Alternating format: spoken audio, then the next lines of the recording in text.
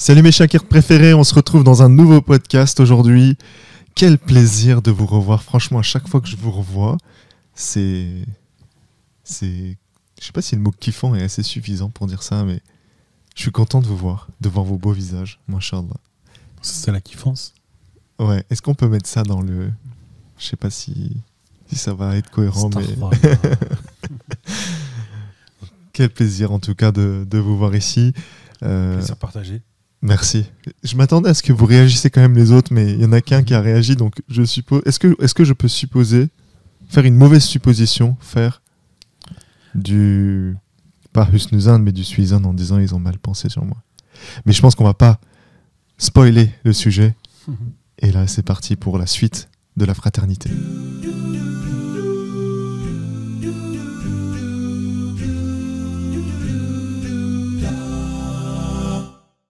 Et oui, mes Shakirs préférés, nous avons évoqué le sujet, nous avons échangé plutôt sur la fraternité la dernière fois. Et aujourd'hui, nous allons discuter sur deux points essentiels et deux points qui nous concernent absolument tous, qui sont les suivants. Quels sont les virus qui menacent la fraternité?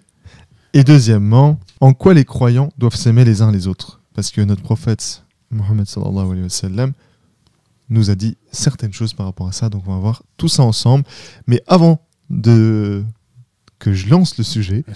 Attends, j'ai un petit truc, j'ai une blague pas marrante à faire avant de commencer. Vas-y, est-ce que je peux préparer le bouton? C'était celui-là En fait, ouais, moi j'allais le faire pour moi-même, mais par rapport au virus. Ah ouais. Bah attends, j'ai pas encore fait. Oui, voilà. On t'écoute. Non, c'est bon, vous avez compris quoi. On a compris, ok. En fait, juste le mot... Ouais, c'est bon, on a eu notre dose, je pense. Désolé, frère. Quoi, désolé? J'ai dit que c'était une blague pas marrante. Non, mais moi, je vous ai préparé. Non, mais là, on va parler de s'aimer entre frères et sœurs. Et là, je t'ai peut-être blessé en t'écoutant pas avec ta blague. Non? Ok, bah tant mieux. J'ai le cœur brisé, là. C'est vrai. On va essayer de... Et il y a un grand penseur qui a dit un jour, tout cœur brisé, même si tu le recolles, les fissures se verront. Et ça, c'est Orhan Baba qui l'avait dit. Pour ceux qui ont la ref. Alors, quels sont les virus qui menacent la fraternité? On va faire un tour de table, comme on avait fait la semaine dernière, parce que ce sujet-là, moi, je sais pas pourquoi, je l'aime beaucoup. Et je trouve que... Dis-moi, tu vas dire quelque chose? Non, en fait, en faisant des tours de table, en fait, tu t'envoies la balle. Je rends la patate chaude, voilà, c'est ça. Mais je pense que c'est intéressant parce que je tiens à préciser à nos frères et sœurs qui nous écoutent, c'est que bien évidemment, on essaye quand même de se préparer au sujet, mais on évite aussi de trop faire de recherches pour que ce soit quand même une discussion. On essaye d'avoir certaines notions sur le sujet. Bien évidemment, on n'est pas là non plus à essayer de vous raconter un truc alors qu'on ne sait rien. C'est pas le but, c'est pas ça qu'on va faire non plus. Mais l'idée, c'est aussi d'avoir des échanges. Et là, je trouve que c'est bien quand c'est en live, en fait. Alors que quand c'est préparé, ben là, on a coupé peut-être des choses au montage, mais en vrai, j'ai peut-être préparé des choses et c'est pas beau quand je les parle. Enfin bref. On va commencer par toi, vu que tu m'as posé cette question, enfin, tu m'as fait cette remarque, si tu veux bien. Pour toi, quels sont les virus qui menacent la fraternité? Quelles sont les choses qui empêchent qu'il y ait de la fraternité entre les frères et sœurs? Là, c'est une très belle question. En fait, le virus n'est pas unique. Oui. Il y a plusieurs virus, mais moi, je vais donner un seul exemple. C'est... je vais même le donner avec toujours une blague. D'accord. Toujours une petite histoire qui se raconte. C'est les démons, les anges, les diables qui gardent les portes de l'enfer. En fait, on peut penser comme ça que l'enfer est au sous-sol. Il y a des trous vers la sortie qui sont vers le haut. Et en gros, il y a des gardes à la tête de chaque trou. Ok. Et il y a un nouveau garde qui vient, un nouveau diable. Il regarde autour des trous des chrétiens. Il y a deux diables. Autour du trou des juifs, il y a deux trous, il y a des diables aussi. En gros, autour de chaque communauté, de chaque religion autre, il y a deux diables. Et il y a un trou où il n'y a personne. Et là, il demande, mais pourquoi là, il n'y a personne? Ouais. La réponse est que c'est le tour des musulmans. De toute façon, dès qu'il y en a un qui essaie de sortir, l'autre, il le tire par en bas. Et ce qui est la jalousie, quoi. C'est exactement l'un des points qu'on va aborder, mais vu que tu en as parlé, on va l'aborder en premier, je pense. Et toi, qu'est-ce que t'en penses? Concernant ce qu'il vient de dire Non, concernant les menaces, les virus. La fraternité, c'est ça? Oui, c'est ça. Comme il a dit, il y a plusieurs menaces ou plusieurs types de virus, parmi lesquels je pense on peut citer le manque de confiance. Ouais. Le manque de confiance envers son frère, c'est-à-dire, je sais pas, fouiner un peu dans sa vie privée ou faire des trucs derrière lui et tout. Oui. Ça, c'est peut-être aussi l'un des grands virus qui peut menacer. C'est formidable, vous empiétez sur les sujets qu'on va aborder, c'est nickel. Et ben on abordera ça aussi, Inch'Allah. On va commencer par le tien, la jalousie. La jalousie. C'est toi le jaloux. Non, mais tu l'as donné en premier, je l'avais listé dans... Oui, mais non, on est jaloux là, que tu commences pas son... Non les gars, arrête. Au moins pas vous, quoi. Mon frère, c'est pas bien. C'est ce qu'on vient d'expliquer. La jalousie, on peut ajouter à ça, si vous me permettez, mes chers frères, mes chakers préférés, la jalousie et l'envie. Donc en fait, c'est quoi? Si on devait donner une rapide définition, c'est le fait que par exemple, toi, tu as un pull bleu marine et que moi, je l'ai pas et je t'envie de ton pull bleu marine parce que je n'en possède pas. C'est ça la jalousie. Tu veux que je te donne? Non, merci. Merci beaucoup. C'est qu'Allah te bénisse. Qu'Allah te donne des moyens pour que tu en aies encore des centaines et des milliers. Inch'Allah. C'est une belle invocation, non? Oui, sauf que le marine, un seul, c'est suffisant, ou deux, peut-être trois, mais pas des centaines. Non, mais que tu as la capacité que tu puisses en acheter. Comme ça, je t'en achèterai un aussi. Voilà, par exemple. Ou à d'autres frères. Envier un autre frère, ou même une autre personne, même si cette personne-là n'est pas musulmane, c'est premièrement, en fait, comme si c'était une offense contre Allah Ta'ala. Et moi, je vais aller plus loin dans ce que tu viens de dire, avec un hadith du prophète sallallahu alayhi wa sallam. Il dit, c'est un hadith rapporté par Sunan an-Nasi, un cœur ne peut pas contenir la foi et la jalousie en même temps. Ça, c'est impressionnant en vrai. Donc ça veut dire que la foi, qu'on a déjà discuté et qu'on a déjà évoqué dans différentes vidéos sur la chaîne, ça peut pas matcher avec la jalousie. Donc en gros, tu peux pas envier quelqu'un et avoir la foi. Enfin, j'ai fait là, en vous parlant, j'essaie de faire ma propre comptabilité et c'est chaud en fait. En fait, moi, je dirais pas que c'est chaud, parce que je verrais bien la chose du point de vue où, vu que ton frère musulman, tu l'aimes pour Allah, et si tu considères que Allah est tout puissant et que c'est lui qui donne tout, s'il lui a donné plus, c'est qu'il le méritait ou c'est qu'Allah Ta'ala l'a voulu comme ça. Si toi tu jalouses et que tu veux ce qu'Allah Ta'ala lui a donné, c'est un où tu dois travailler plus. En gros, tu dois invoquer, tu dois prier pour que cela arrive. Et quand je dis invocation, c'est pas seulement les prières à Allah, c'est aussi travailler pour. Parce que les prières, les invocations se font sur deux formes. Après, je laisserai bien sûr mon frère me compléter parce que je n'ai pas la science exacte comme lui peut l'avoir. Kaouli et Fili, du coup, Kaouli, c'est le parler, le dire, la parole. Fili, c'est le verbe, l'action. Exactement. Quand je t'ai dit que mon frère avait la science complète et qu'il me compléterait. J'ai des notions en arabe, c'est tout. Effectivement. Moi, je vais passer à un deuxième virus, un deuxième élément qui menace la fraternité, la cohésion entre les frères et les sœurs. C'est, je crois qu'il a été, de mémoire, il a été évoqué tout à l'heure, l'écoute de conversations privées et la violation des droits de l'homme. C'est un sujet d'actualité. Souvent, aujourd'hui, quand on regarde les grandes puissances mondiales, il y a beaucoup d'espionnage, même si on ne regarde pas à ce niveau-là, entre voisins, entre camarades de classe, entre frères et sœurs. ça c'est très présent, surtout avec les réseaux sociaux. Enfin voilà, les réseaux sociaux, je trouve. Enquêter sur la vie privée des individus ou J'ai une question là. Oui. Est-ce que stalker c'est haram du coup? Je suis pas capable de répondre. Parce que Je prendrai pas cette responsabilité. stalker en fait c'est d'aller checker les comptes des personnes. C'était une question peut-être de niette, d'intention.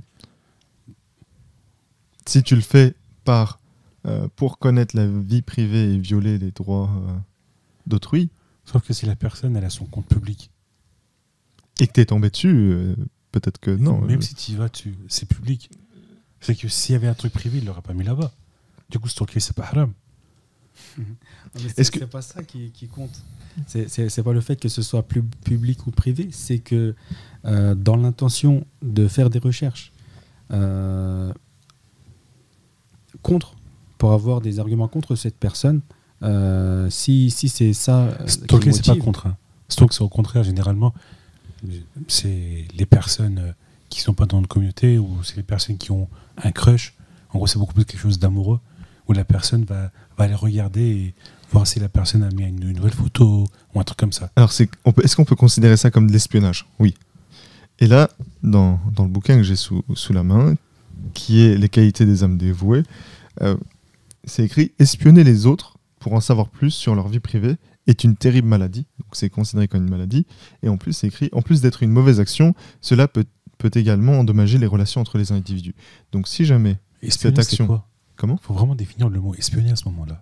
Les gens vont aller sur Larousse et vont trouver la définition. Non, parce qu'espionner, c'est avoir des informations à l'insu de l'autre personne, non? Sans que l'autre personne soit d'accord. C'est genre rentrer chez elle et espionner. Ou écouter ses conversations privées. En fait, sans que tu le saches, c'est comme tu viens de donner un bel exemple. Rentrer chez... c'est comme si je venais chez toi sans que tu le saches et je viens choper des infos. C'est ça pour moi, espionner. C'est ça, et ça veut dire que tu n'es pas d'accord en vrai, en soi. C'est ça, mais du coup, si la personne l'a publié sur son réseau social, si par exemple sur Instagram, cette personne-là a publié des photos ou des informations comme quoi elle était partie à Dubaï, c'est public. Ouais, mais il y a l'intention. Oui, mais c'est public. Cette personne-là, elle a laissé ce truc-là. Alors que le mot espionner, c'est vraiment aller fouiner l'information, aller la chercher sans le consentement de la personne qui est... Moi, je verrais les choses comme ça. Mais du coup, dans tous les cas... Je suis pas capable de te répondre, moi. Je ne pense pas que le mot espionner... je pense aussi que le mot espionner, il peut avoir le sens où on fait des recherches sur la personne à son insu ou pas.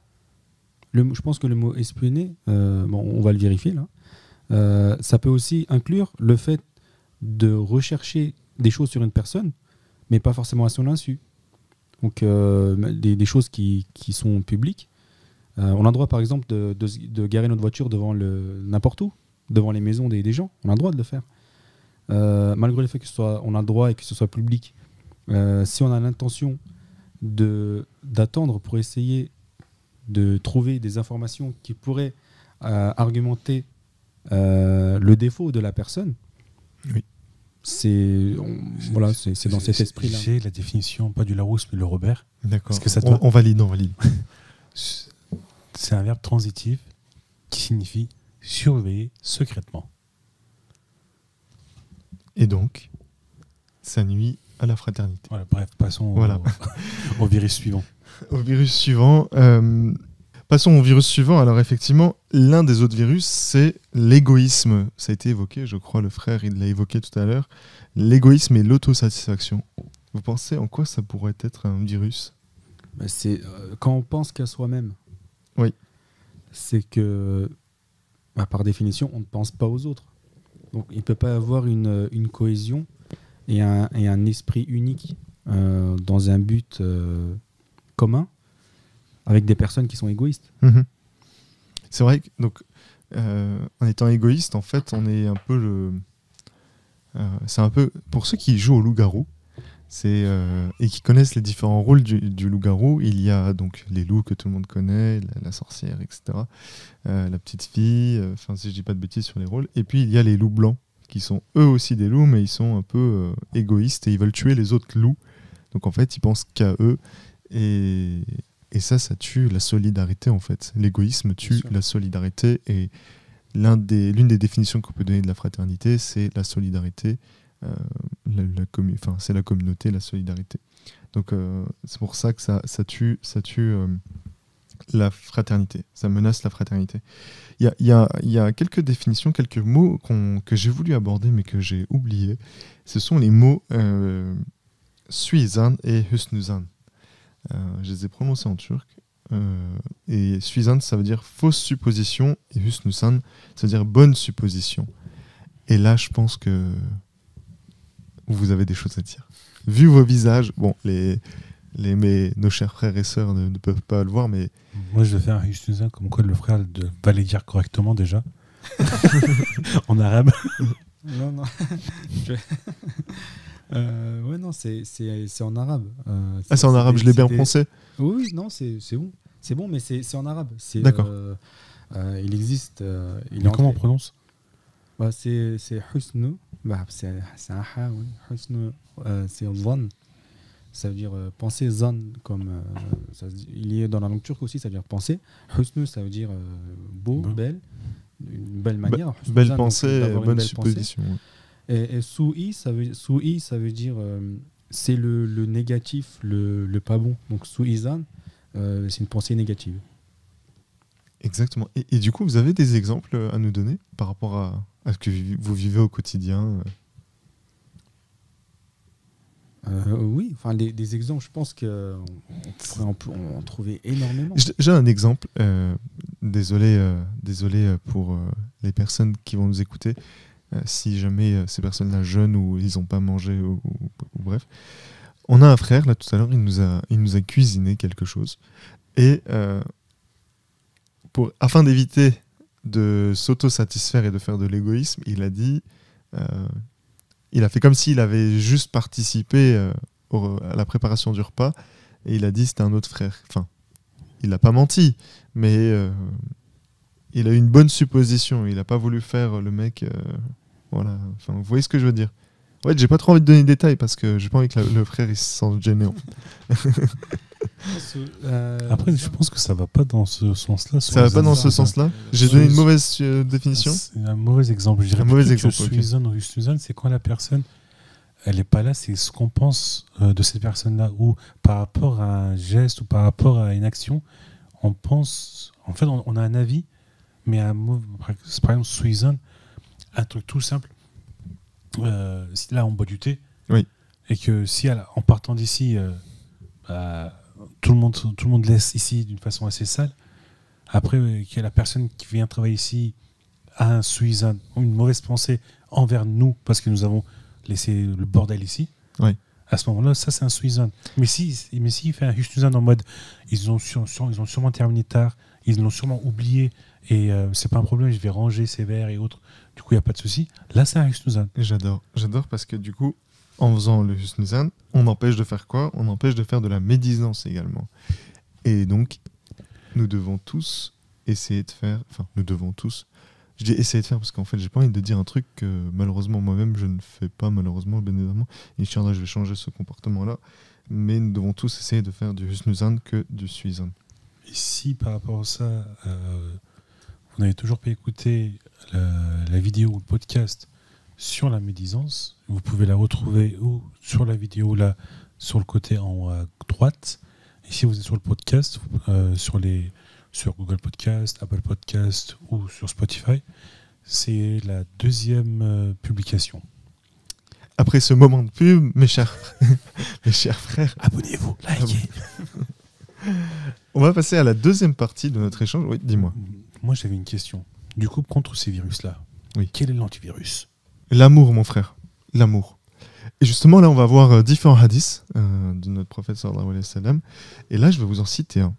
Alors, notre noble prophète, sallallahu alayhi wa sallam, il nous dit « Ô serviteurs de Dieu, établissez la fraternité entre vous. » Et là, on remarque, en fait, c'est un ordre d'établir la fraternité entre nous, un un ordre donc de respecter les valeurs de la fraternité qu'on avait déjà vues auparavant, donc l'amour, la solidarité, l'entraide, etc., etc. Bon, je pense que sur ce sujet-là, on a vraiment parlé beaucoup l'année dernière. Oh. On a très bien détaillé. Le podcast d'avant. Podcast, Ouais. Moi, j'ai dit l'année dernière. je suis loin. Mhm. Et par rapport à ça, l'exemple qu'on peut donner le plus facilement, c'est la Oumma, quoi. Oui. Être en train de jamaat, quoi. Ne pas être seul. Parce que seul, on peut arriver à rien. Alors qu'à plusieurs, en créant une synergie, c'est comme Saïd Nursi, il disait, en gros, quand vous prenez une personne, que vous la laissez, cette personne-là ne signifie rien. Mais quand il y a une personne à côté d'une autre personne, vous avez une puissance de 11. Quand il y a une autre personne, vous avez une puissance de 111. Dès que vous avez une autre, si vous êtes 4, vous avez encore une autre puissance. Et surtout, il faut faire attention, dès qu'on est 2, généralement, la troisième personne, c'est Iblis. De ce point de vue-là, l'amour, la fraternité, ce sont des choses qui sont le ciment de notre Oumma. Exactement. Et là, j'ai un passage qui est relativement intéressant, je trouve. Bon, désolé, peut-être que je vais faire un peu de lecture, mais c'est écrit: si des erreurs sont commises par les musulmans et si nous les défendons uniquement parce qu'ils sont musulmans, c'est comme si, en gros, t'as un copain, il fait des bêtises et tu le défends parce que c'est ton copain. C'est à peu près ça le principe quand t'es au collège ou au lycée. Alors, en fait, on ajoute une erreur à une erreur. Et donc, c'est pas comme en maths où négatif font positif. Donc, ça veut dire que c'est deux torts, bah, ça fait pas quelque chose de droit, ça fait pas quelque chose de juste. En fait, par rapport à ça, on pourrait donner l'exemple. Vous voyez, le jour où il faut mettre des cas plats les uns sur les autres pour pouvoir construire un truc. En fait, s'il y a un des cas plats qui n'est pas droit et que vous continuez à bâtir par-dessus, au bout d'un moment, il va s'effondrer, quoi. C'est la même chose. Et là, ce qui est encore... Enfin, moi, j'aime beaucoup ce passage-là, c'est écrit... donc, par exemple, un frère fait une erreur, et dire, en fait, juste parce que ce frère-là a fait une erreur qu'il n'est pas musulman, donc là, c'est un piège. C'est un piège, parce que, si je dis pas de bêtises, le prophète sallallahu alayhi wa sallam, il dit, si vous dites à quelqu'un qui n'est pas musulman, soit c'est lui qui ne l'est pas, ou soit c'est vous qui ne l'êtes pas. Et bien, par rapport à ça, il y a vraiment beaucoup de faits qui sont réalisés pendant le temps de notre prophète, où notre prophète a vraiment pris parti contre parfois des compagnons. Par exemple, un truc tout bête, pendant une des guerres, je crois qu'on en avait aussi parlé la semaine dernière dans notre podcast, où un des compagnons était en train de tuer une autre personne, et que cette personne-là a dit « je suis croyant », et il a dit que maintenant j'ai la foi en votre religion. Et ce compagnon-là ne l'a pas cru, et il a dit « c'est parce que tu vas mourir que tu as dit cela, c'est pour ne pas mourir ». Et du coup, il l'a tué. Et notre prophète, par rapport à ça, il a engueulé ou grondé, je sais pas comment on pourrait vraiment signifier la chose, mais il lui dit, est-ce que tu as ouvert son cœur et tu as regardé à l'intérieur pour voir si vraiment ou pas il avait la foi. Et de là, on peut voir que c'est une chose très très importante, quoi. Personne ne peut savoir, à part Allah Ta'ala et notre prophète, si quelqu'un est croyant ou non. Donc la croyance, la foi. Et pour répondre à ta question, quel est l'antivirus ? L'un des antivirus est la foi. La foi, en fait, elle est plus... La foi, la foi établit une fraternité qui est encore plus puissante que celle originaire du même père, du même père et de la même mère. Donc en gros, mes frères et sœurs croyants sont plus proches sont peut-être plus proches que mon propre frère. Et ça passe par la foi. Donc ça, on peut donner l'exemple des différentes, par exemple, aux États-Unis, il y a beaucoup les confréries étudiantes, ou même aujourd'hui, il y a plein d'entreprises qui arrivent à créer une synergie dans l'entreprise où ces personnes-là croient en cette entreprise et du coup travaillent d'arrache-pied pour que l'entreprise soit prospère, et même si c'est pas leur boîte, et ils gagnent, quoi. Et en fait, l'être humain est vraiment comme ça. Une fois qu'on commence à croire en une chose, et surtout par exemple les gourous, toutes ces personnes-là, c'est grâce à cela qu'ils grandissent et qu'ils réussissent, quoi. Exactement. Parce qu'ils donnent foi en ces personnes-là qui sont en perte, qui ont un problème, quoi. Surtout aujourd'hui, le problème de la croyance est très, très important en Europe, en France, où le nombre de de personnes non croyantes n'arrête pas d'augmenter. Mhm. Et pour compléter ce que tu dis et pour rebondir sur un autre point, c'est un hadith rapporté par Muslim qui est la suivante. En vérité, Dieu ne regarde pas vos corps ni vos visages, mais il regarde vos cœurs. Donc en fait, donc ça c'est le hadith. On en déduit ici que les apparences en fait ne font pas de nous. L'habit ne fait pas le mal, quoi. Voilà, c'est ce qu'on a également évoqué dans le podcast précédent. Donc en fait, une personne est définie par ses actions, par ce qu'il fait, ses intentions, par rapport aux attributs qui dégagent au quotidien par rapport à ce qu'il fait. Donc Par c'est-à-dire rapport à que... ça, Pardon. nos actions définissent qui on est, quoi. Exactement. Bah aussi un autre attribut qui rime avec la fraternité, je pense, c'est la sincérité. Il ne peut pas y avoir de fraternité sans sincérité. Et je crois qu'il y a aussi un podcast où c'est une vidéo qui parle de la sincérité. Mhm. Donc entre frères, nous devons être sincères dans ce que nous faisons. Nous devons être, être ravis lorsque notre frère a quelque chose de bien. Nous devons être mécontents lorsque un malheur lui arrive. Donc tout ça, c'est des trucs qu'on doit partager entre frères dans la croyance et même nos frères de sang et tout. Et en parlant de frères, vous allez me dire, mais quel est le rapport ? Le fait de... Quel rapport ? Quel est le rapport ? Voilà, j'ai pas fini ma phrase, mais faire la tête, bouder son frère, c'est contre la fraternité. Et là, il y a un hadith qui est le suivant: ne faites pas une vente au détriment de votre frère et ne le laissez pas plus de 3 jours sans vous parler les uns aux autres. Donc en gros, ne soyez pas... ne vous faites pas la tête pendant plus de 3 jours, quoi. C'est le max 3 jours. Est-ce que vous avez quelque chose à ajouter là-dessus ou une anecdote, un exemple à donner ? Je connaissais un gars qui disait, quand il était énervé envers une autre personne, reviens 3 jours après. Parce que c'est le maximum où il pouvait faire la gueule, quoi. Et aussi, en parlant d'antivirus, comme le frère le disait, je pense que ça, c'est peut-être un antivirus pour l'égoïsme. Parce que c'est pas facile, en fait, quand tu te disputes avec quelqu'un, de venir dire, de reconnaître ton tort et tout. En vrai, tu fais beaucoup de concessions. Le nefs aussi, tu l'éduques. Voilà. Là, en ces temps de pandémie et virus, c'est très difficile, mais normalement, un musulman, quand il ne voit pas son frère, quand ça fait plus de 3 jours qu'il n'a pas vu son frère, il doit normalement lui faire un câlin. Pour que en fait, quand tu fais un câlin, les cœurs se touchent, en gros, vont les uns sur les autres, et là, de ce côté-là, il y a une connexion métaphysique qui se crée, et la synergie et la fraternité augmentent là. C'est pour ça que un conseil, dès que vous vous embrouillez avec un frère, déjà, allez vous excuser. C'est pour ça que l'autre jour, t'as fait un câlin à un frère. Et faites-lui un câlin aussi.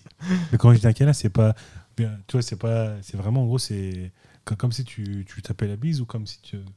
Vous m'avez compris, quoi. C'est sérieux, quoi. Alors, mes shakirs préférés, je vais vous lire un dernier hadith avant de conclure. Aujourd'hui, ta soirée, elle t'est bien, t'avais que de dire des hadiths, du coup... C'est vrai, mais en fait, le sujet là, il est... je l'aime beaucoup, et il y a beaucoup de hadiths là-dessus, donc ça montre que c'est un sujet sensible, en fait, que c'est un sujet important. Ouais. Et désolé si j'ai fait une mauvaise lecture, je m'excuse d'ores et déjà auprès de mes sœurs et de mes frères qui nous écoutent. Alors, ce hadith, c'est le suivant. Il a été rapporté par Abu Daoud. Les croyants sont des frères, ils ne s'oppriment pas mutuellement et ils ne se laissent pas l'autre seul en danger. Celui qui s'occupe des besoins de son frère, Dieu se chargera de ses besoins. Celui qui résout le problème de son frère, Dieu lui permettra de résoudre son problème au jour du jugement. Celui qui dissimule un acte honteux de son frère, Dieu cachera ses actes honteux au jour du jugement. Ça, c'est impressionnant ce hadith, parce que ça répond également à ta question de tout à l'heure. Quel est l'antivirus de ce virus qui est contre la fraternité? Et je voudrais même rajouter sur la dernière partie du hadith que tu viens de lire, c'est si tu vois un de tes frères faire une mauvaise action, premièrement, il faut que tu détournes le regard. Pour ne pas... En fait, il y a plusieurs actions par rapport à ça aussi, c'est un hadith, je crois. Je suis pas sûr. On va se tourner vers... en gros, vers notre encyclopédie physique. notre frère qui a la Je connaissance. suis pas sûr que c'est un hadith. C'est pas un indice? Ou c'est Roger Fanny qui le disait? Roja Effendi le disait, mais Il le disait comment? si tu vois un frère faire une bêtise, nettoie tes yeux et re-regarde-le, vérifie. C'est du C'est Husnuzan vraiment- en vrai. C'est Ouais. ça. Parce que tu dois te dire que non, c'est pas possible. Si tu le revois lui en train de faire cette bêtise, tu refais la même action, tu nettoies tes yeux et tu le re-regardes. Donc si tu le revois encore une fois, cette fois-ci, la troisième fois, tu dis que non, c'est pas possible que ce soit lui. Cette fois, tu tournes le regard et tu t'en vas. Tu pars de cet endroit. Disons que c'était pas lui. C'est ça. C'était pas Et possible. il faut que là, la partie elle est très très importante. C'est carrément dire que tu as vu une mauvaise chose. Que en fait, il faut que tu doutes de toi-même C'est vrai. pour faire le snuzan, quoi. Mais ça veut pas dire que faut pas se dire en mode bah, de toute façon mes frères ils vont faire du Husnuzan donc je peux faire les péchés. Faut pas être dans ce mode là non plus. Bah, de toute façon, une personne qui sera dans ce mode-là, Non, Voilà, quoi. Voilà, on va pas finir cette phrase. C'était dangereux. Non, j'avais juste sûr qu'il va sûrement couler. Enfin, on espère pas. Inch'Allah, il va changer si cette personne est dans cette situation. qui, lui On vise personne. On dirait que tu parles d'une personne. Toi, je t'ai vu là-bas. Stop. Oui, justement, du coup, faudra pas essayer de redresser le frère ou, je sais pas, donner des conseils et tout. Parce que détenir le regard est parti, tout simplement. Il faudrait essayer, mais je pense pas directement. Parce que en si mode tu vas direct. lui faire des conseils, ça veut dire que tu acceptes qu'il ait fait ça, alors que là, Hoja Effendi, il lui dit de. Enfin, il nous. Mais on peut voir, on peut considérer toutes les actions possibles en fait. Si tu vois une personne qui a fait une erreur, tu peux te dire que c'est que t'as bien, enfin concrètement, tu as bien vu cette personne faire quelque chose, mais qu'elle avait sûrement une bonne raison. Si tu vois un de tes frères avec une dame, tu peux dire que c'est peut-être sa fiancée ou sa sœur, sa cousine. La bonne Alors supposition. ça c'est une chose. Mais et si je le vois avec une bouteille d'alcool Voilà. en train de boire? Ou en train de voler quelque part. À ce moment-là, on peut toujours essayer de poser le Husnuzan au maximum. Mais donc ça, c'est une première chose en fait. Mais après cela, tant que le Husnuzan est possible, malgré ça, il faut quand même aller voir la personne pour essayer de parler quand même avec cette Mais personne. par rapport à ça, en fait, il y a une éthique pour pas que cette personne soit blessée par rapport à ça aussi.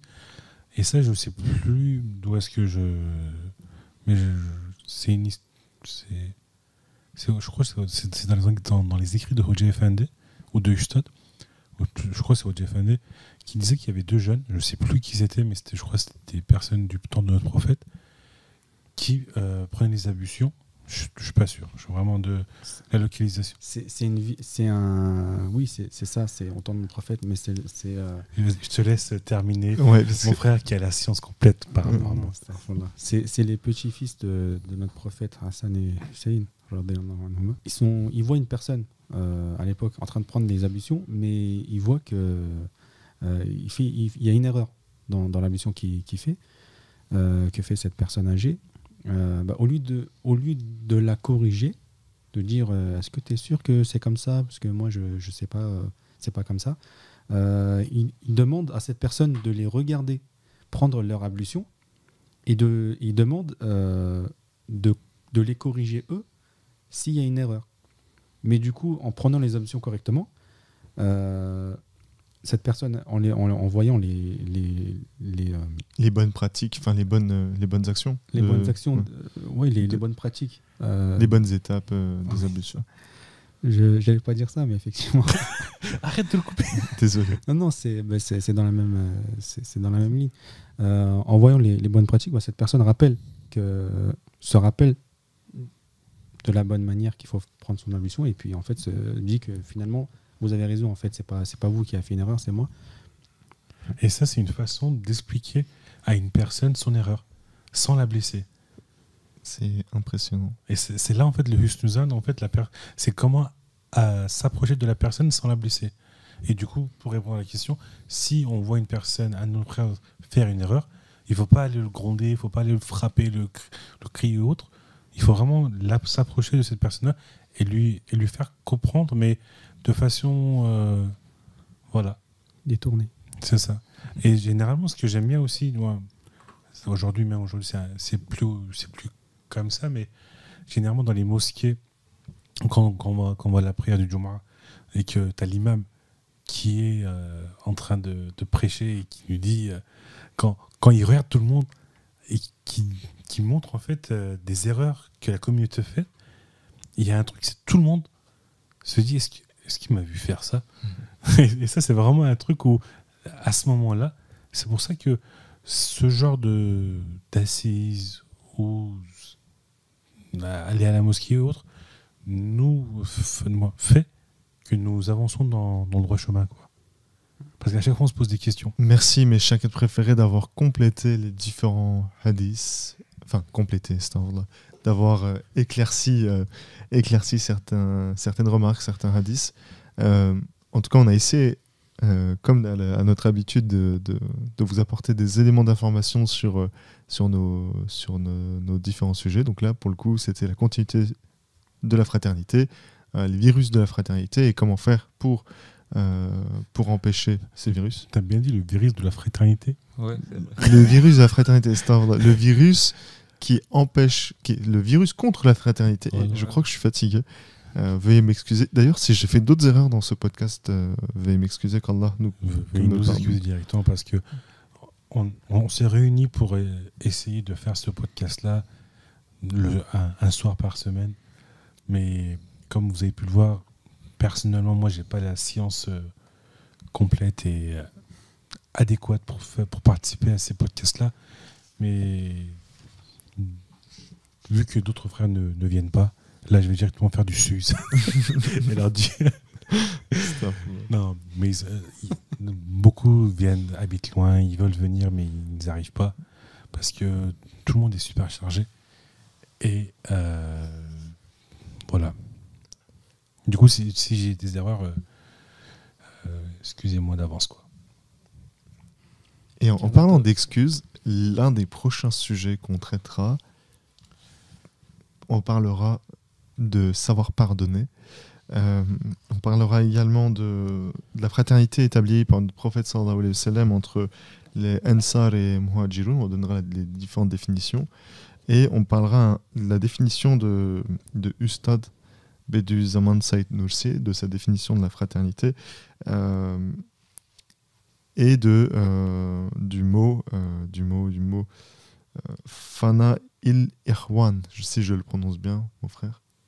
Fil Irfan, non? C'est bien juste? Oui, oui. Voilà. Super. J'ai eu l'approbation, donc c'est nickel. Oui, c'est bon, c'est bon. C'est tout bon, ok, alhamdoulilah. La prochaine fois qu'on a des versets à lire ou à faire lire, il faut le dire directement pour qu'il lit, quoi. Ouais, je pense qu'on Et va essayer de faire ça. Et même les mots arabes, on lui donne directement à lui. Directement. Ça sera l'exercice du jour pour toi. Mashallah, parce que tu le fais mieux que nous. En tout cas, voilà. Merci de nous avoir écoutés. Inch'Allah, on a réussi à vous apporter certains éclaircissements sur ce sujet-là. Tu voulais dire un truc, vas-y. Non, je leur ai dit que le temps d'enregistrement. Le temps d'enregistrement, effectivement, il est très très élevé, mais je pense qu'on va beaucoup couper. Prenez soin de vous. C'était un plaisir d'échanger avec vous, mes chaquettes préférés. Pensez à liker la vidéo, le podcast également, parce qu'il sera sous forme de podcast sur toutes les plateformes possibles. Pensez à commenter, nous faire des remarques, des suggestions. Écrivez-nous sur notre adresse de contact. Pensez à le partager autour de vous. Et on vous dit à très bientôt, Inch'Allah. Prenez soin de vous.